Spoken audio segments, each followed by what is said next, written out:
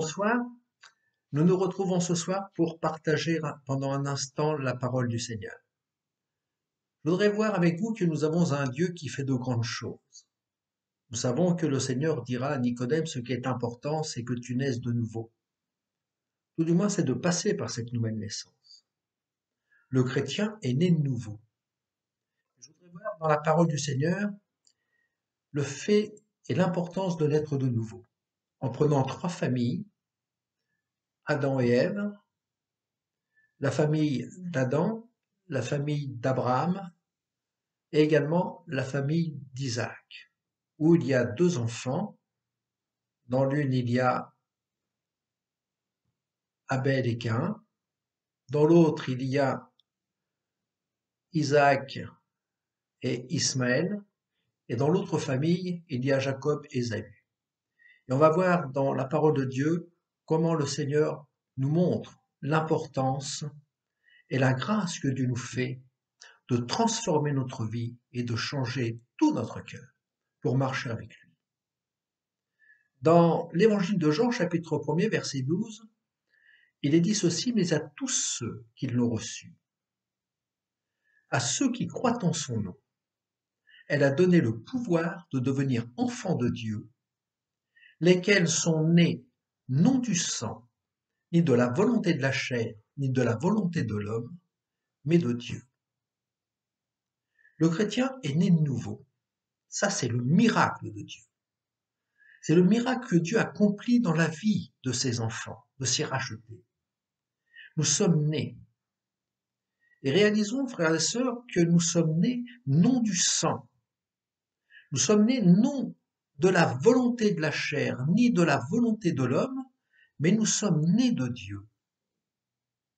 Dans l'Épître aux Éphésiens, chapitre 1er, verset 5, le Seigneur nous dit que nous avons été, ayant été prédestinés dans son amour à être ses enfants d'adoption par Jésus-Christ. Et cela selon le bon plaisir de sa volonté, ayant prédestiné dans son amour à être ses enfants d'adoption par Jésus-Christ selon le bon plaisir de sa volonté. Dieu exerce sa volonté. Il attire à lui les hommes, il nous a attirés à lui, et nous a prédestinés à être ses enfants, et cela non pas selon la volonté de l'homme, mais selon la volonté de Dieu, et nous sommes nés de Dieu. C'est quelque chose de merveilleux. Dans le foyer d'Adam et Ève, nous rencontrons Abel et Caïn, qui représentent les deux natures de l'homme. Nous voyons la nature pécheresse et la nature transformée du racheté. Il nous est dit dans la Genèse au chapitre 4, verset 3, « Au bout de quelque temps, Caïn fit à l'Éternel une offrande des fruits de la terre.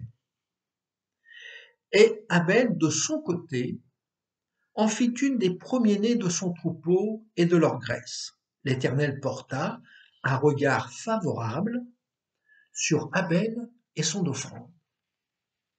Mais il ne porta pas un regard favorable sur Caïn et sur son offrande. Et alors, Caïn fut très irrité et son visage fut abattu. Caïn, on pourrait dire, dans cette offrande qu'il apporte à Dieu, il apporte le fruit de la terre. Et cela nous montre que Caïn n'avait pas conscience de l'état de son cœur. Il ressemble à ce pharisien de la parabole qui, debout, priait ainsi en lui-même en disant « Ô Dieu, je te rends grâce de ce que je ne suis pas comme le reste des hommes qui sont ravisseurs, injustes, adultères ou même comme ce publicain. » Caïn était satisfait de lui-même et de ses propres œuvres, et il pensait que Dieu devait l'être également. Nous devons tous découvrir que nous sommes pécheurs, et nous sommes tous pécheurs. Bien souvent, il m'est arrivé d'entendre dire, parlant du royaume des cieux, du ciel, disant j'espère que Dieu me recevra parce que je n'ai pas tué ni volé. Mais Caïn était également satisfait de ses œuvres. Je n'ai rien fait de mal, j'apporte le produit de ma terre, et pour moi, les seuls commandements, c'est je n'ai pas tué ni volé.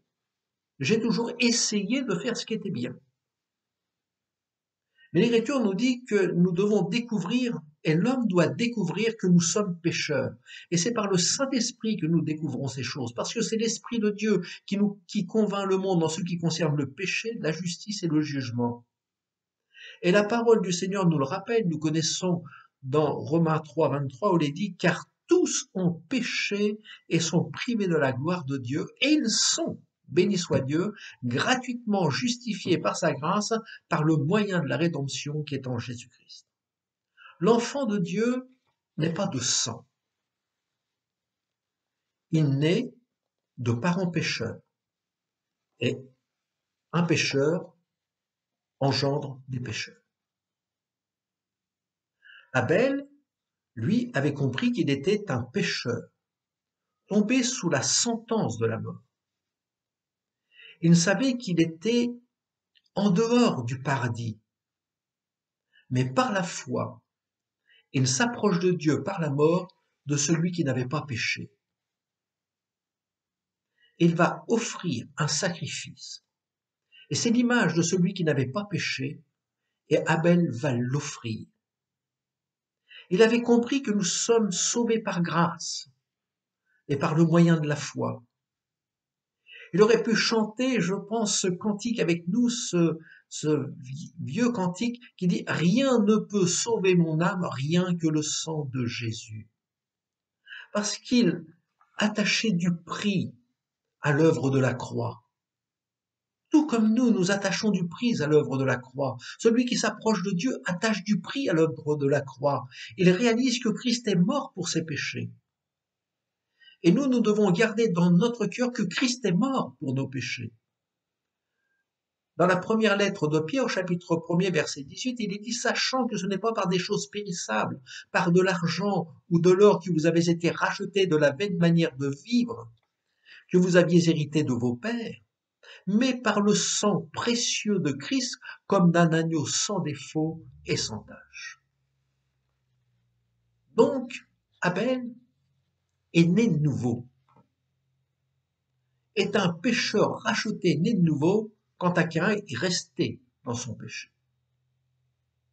Et il s'est enfoncé davantage dans le péché. Mais Abel est un homme qui est né de nouveau, et il est né non de la chair, non du sang, mais il est né de Dieu.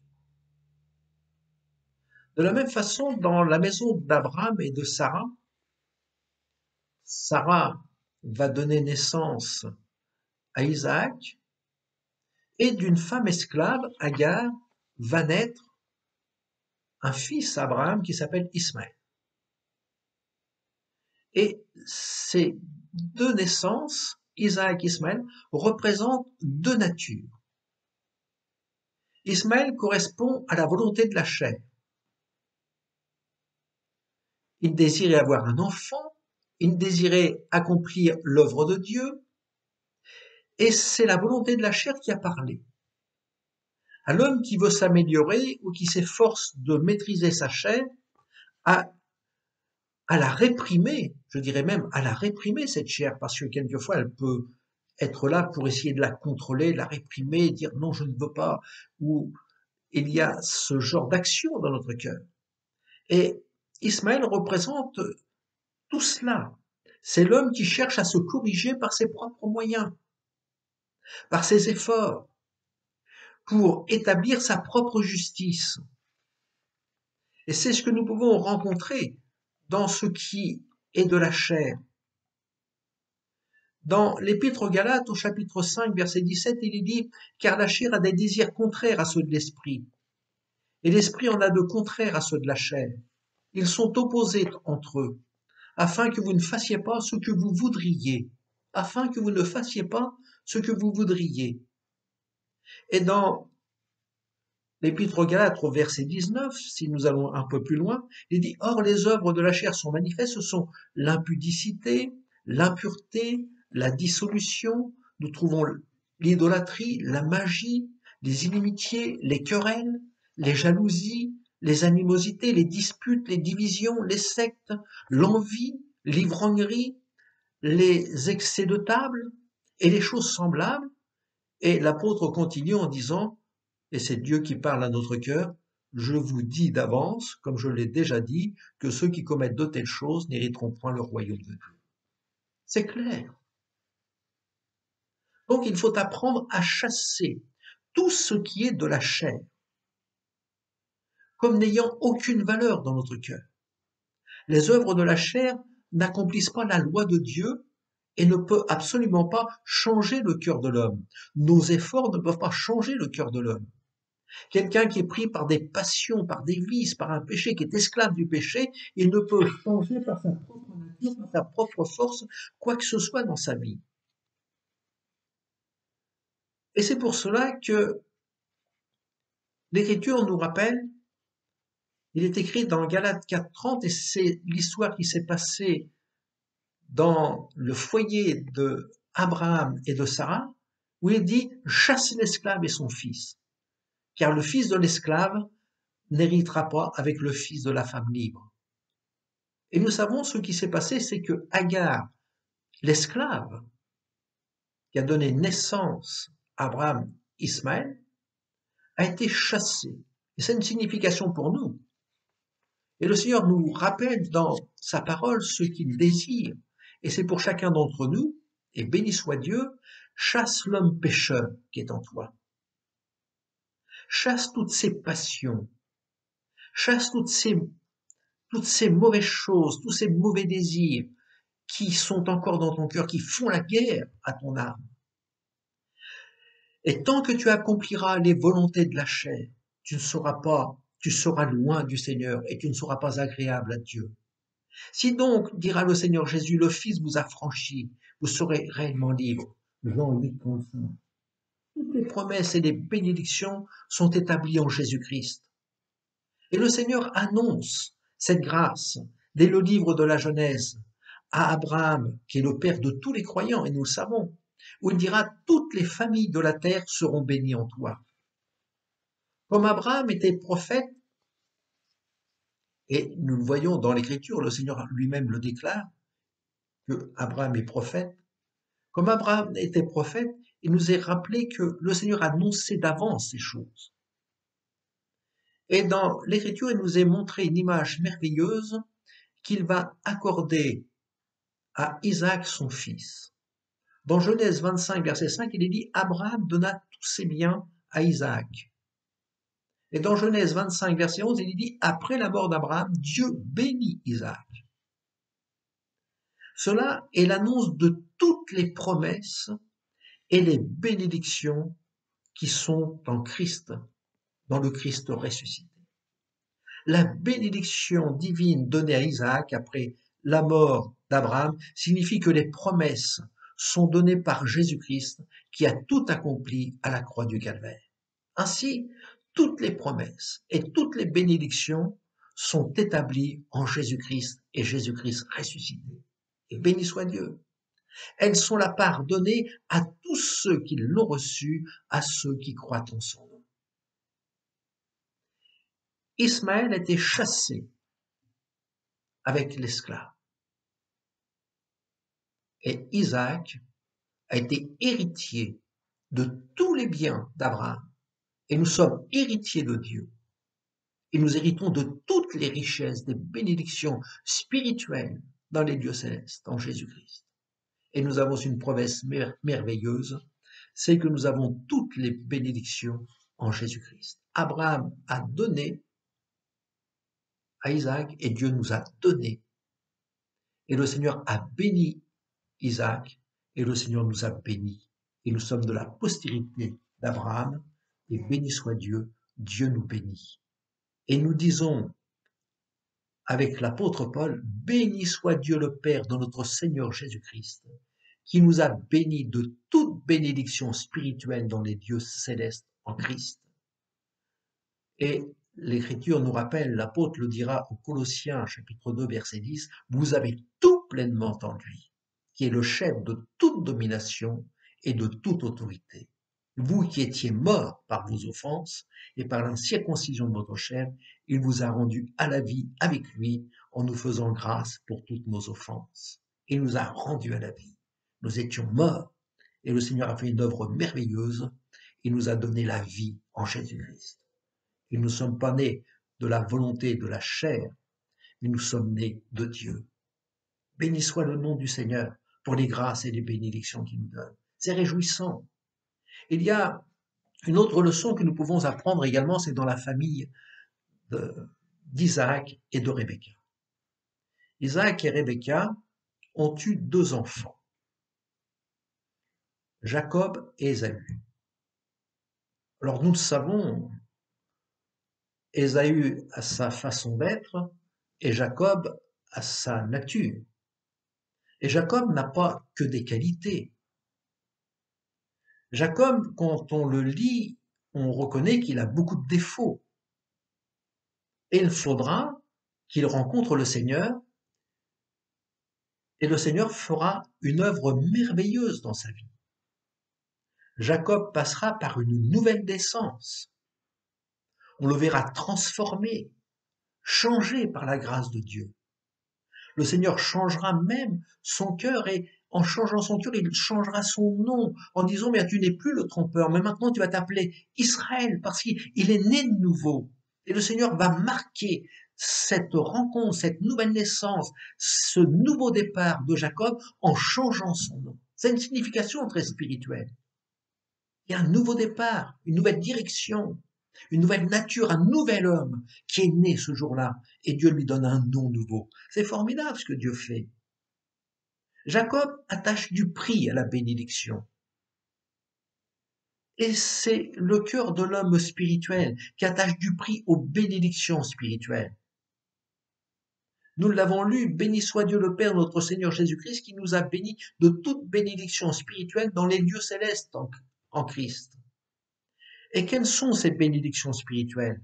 Eh bien, si nous continuons de lire Éphésiens chapitre 1er, nous voyons ceci. En Christ, nous avons la rédemption par son sang, verset 7. Nous avons, en Christ, nous avons été élus, verset 4. Nous avons été prédestinés dans son amour à être ses enfants d'adoption, selon le bon plaisir de sa volonté, verset 5. C'est ça les bénédictions spirituelles. Nous avons, verset 7, la rédemption par son sang, la rémission des péchés, selon la richesse de sa grâce. Au verset 11, en lui, nous sommes aussi devenus héritiers. C'est formidable ce que Dieu fait. Et au verset 13, il est dit, en lui, vous aussi, vous avez été scellés du Saint-Esprit qui avait été promis, lequel est un gage de notre héritage. Voilà les bénédictions spirituelles qui nous sont données. Et Jacob attache du prix à la bénédiction spirituelle, donne du prix, de la valeur aux richesses spirituelles. Et frères et sœurs, donnons de la valeur aux richesses spirituelles que Dieu nous a données. Ésaü, c'est autre chose. C'est la volonté de l'homme qui préfère les choses de la terre. Et nous voyons lorsque c'est la volonté de l'homme qui agit, nous voyons qu'il n'y a pas le même cœur que le Seigneur. Le Seigneur aimait Jacob, nous dit l'Écriture. J'aimais Jacob et j'ai haï Ésaü. Isaac, était quelqu'un qui aimait, qui préférait Ésaü à Jacob. Parce que, nous est-il dit, Ésaü était chasseur. Et Ésaü faisait des plats de gibier que son père aimait. Donc Ésaü était aimé d'Isaac. Et il y a dans chaque Ésaü, je dirais dans chaque Ésaü, chaque personne qui a de l'Ésaü en lui, des choses qui peuvent nous plaire, nous paraître bonnes, des choses qui peuvent nous paraître agréables, et qui sont selon les principes de notre volonté, selon les principes de nos goûts, de nos attirances, de nos préférences. Mais ce n'est pas pour autant que l'on rentre dans la volonté du Seigneur et dans les appréciations du Seigneur. Si Jacob attachait du prix à la bénédiction, nous le savons, Ésaü a méprisé le droit d'aînesse. il est décrit dans la parole de Dieu comme étant un profane. Il avait une petite satisfaction présente qui avait plus d'importance pour lui que les bénédictions spirituelles. Une petite satisfaction présente avait plus de prix que toutes les promesses de Dieu. Il a méprisé et l'a vendu son droit d'aînesse. Frères et sœurs, plusieurs, nous rappelle l'Écriture, ont méprisé un si grand salut. Et dans l'Épître aux Hébreux, chapitre 10, verset 29, nous avons quelque chose de très solennel. L'auteur de l'Épître aux Hébreux, inspiré par le Saint-Esprit, nous dit, encore pour nous ce soir, de quel pire châtiment pensez-vous que sera jugé digne celui qu'aura foulé aux pieds le Fils de Dieu, qu'aura tenu pour profane le sang de l'alliance par lequel il était sanctifié et qui aura outragé l'Esprit de la grâce. L'Écriture nous dit que le Seigneur a rejeté Ésaü. Nous pouvons être très attristés de voir des personnes vendre leur salut pour des plaisirs éphémères. Ésaü a préféré une satisfaction temporaire, un court plaisir. Et à cause d'un désir, d'un plaisir qu'il a eu pour quelques instants, il a perdu son droit d'aînesse. Il a perdu la bénédiction de Dieu. Il a méprisé les promesses de Dieu. Et il y a tant de personnes qui, pour un plaisir d'un instant, se sont vendus, sont retombés, sont repartis en arrière. Ils ont été comme le chien qui va prendre ce qu'il a vomi, comme la truie qui va se vautrer dans son bourbier, tout à nouveau. Le Seigneur dira à Samuel, et Samuel pleurera et priera, parce que Dieu a rejeté Saül. Et dans 1 Samuel 16, verset 1er, le Seigneur dit à Samuel, l'Éternel dit à Samuel, quand cesseras-tu de pleurer sur Saül? Je l'ai rejeté afin qu'il ne règne plus sur Israël. Et selon la volonté de Dieu, le Seigneur s'est choisi un autre homme qui était David. Le Seigneur a rejeté Ésaü parce qu'il a méprisé, parce qu'il est retombé. Et le Seigneur s'est choisi un homme, c'est Jacob. Si nous marchons avec Dieu, nous ne pouvons admirer un homme comme Ésaü. Si nous sommes conduits par l'Esprit de Dieu, nous pouvons admirer et prendre du plaisir dans ceux qui sont retombés. Apprécions-nous ce qui est de Dieu, ceux qui marchent avec Dieu et qui sont conformes à la parole du Seigneur. Et le Seigneur nous rappelle ces choses qui sont importantes. Jacob était aimé de Dieu parce qu'il a donné du prix. Il a attaché du prix aux bénédictions et aux promesses spirituelles. Et le Seigneur a haï Ésaü parce qu'il a méprisé le salut, comme tous ceux qui ont méprisé le salut qui était en Jésus-Christ. Il a foulé aux pieds le Fils de Dieu. Il a tenu pour profane le sang de l'alliance. Il a outragé l'esprit de la grâce de Dieu. Et le Seigneur ne pouvait pas être en accord avec Ésaü, mais il était en accord avec tous ceux qui ressemblent à des Jacob. Si nous marchons avec Dieu, nous admirerons des hommes tels que Jacob, qui donnent du prix, de la valeur aux choses de Dieu, et apprécions ce qui est de Dieu. Frères et sœurs, le Seigneur nous rappelle, mais à tous ceux qui ont reçu le Seigneur, à ceux qui croient en son nom, elle a donné le pouvoir de devenir enfants de Dieu, lesquels sont nés non du sang, ni de la volonté de la chair, ni de la volonté de l'homme, mais de Dieu. Frères et sœurs, comme le dira le Seigneur à Nicodème, il faut naître de nouveau. Et non seulement naître de nouveau, mais il faut demeurer auprès de Dieu. Il est la source de la vie.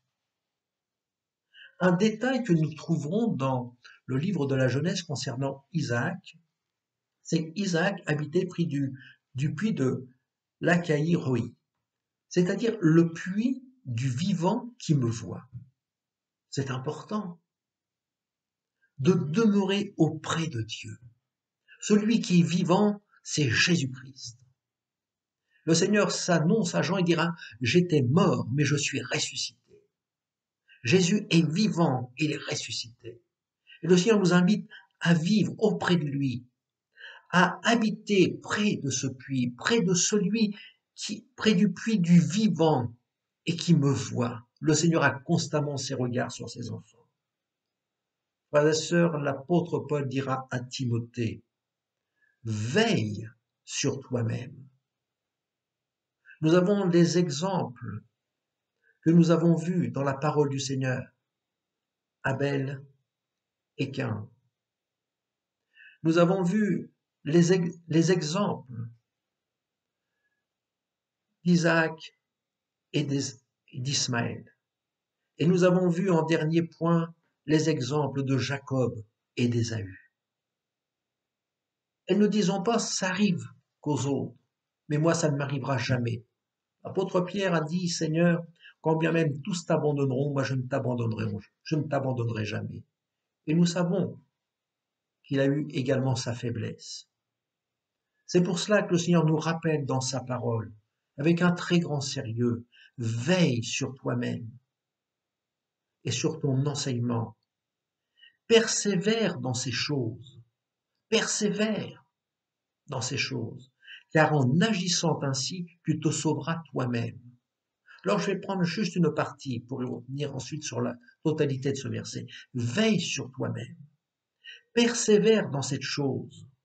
Car en agissant ainsi, tu te sauveras toi-même.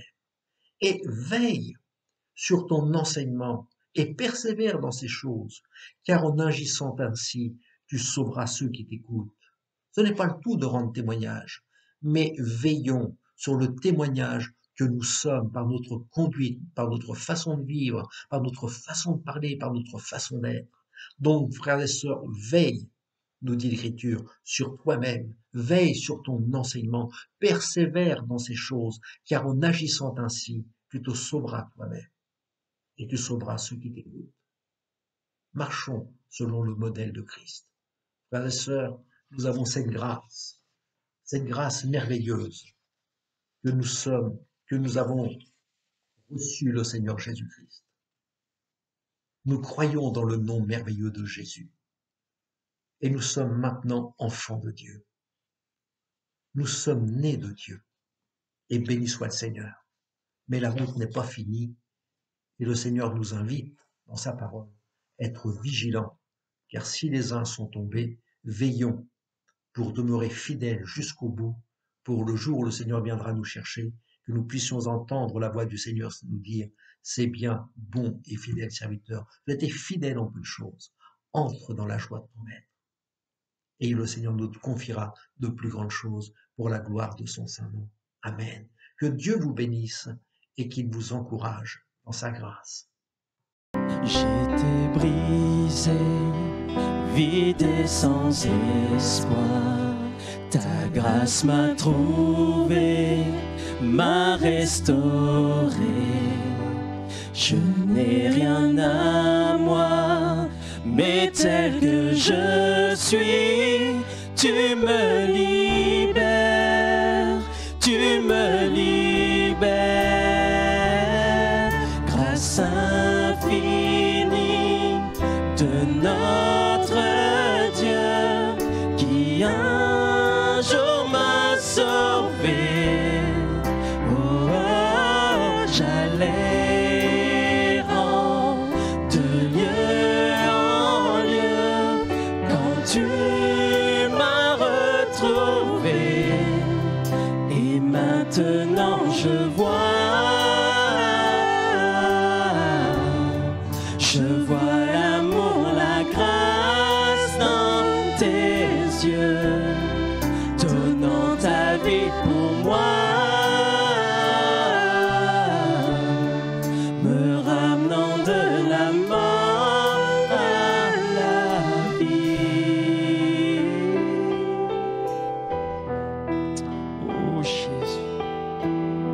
Merci pour ton amour, Seigneur. Tu prends nos échecs. Tu prends nos échecs. Tu prends nos faiblesses. Tu places ton trésor dans des vases d'argile. Oh, prends mon cœur, Père, je veux te servir pour que tout soit ta vie en moi. Grâce infinie de notre Dieu qui un jour m'a sauvé. Oh, j'allais errant de lieu en lieu quand tu m'as retrouvé. Et maintenant je vois l'amour, la grâce dans tes yeux, donnant ta vie pour moi, me ramenant de la mort à la vie. Et maintenant je vois l'amour, la grâce dans tes yeux, donnant ta vie pour moi, me ramenant de la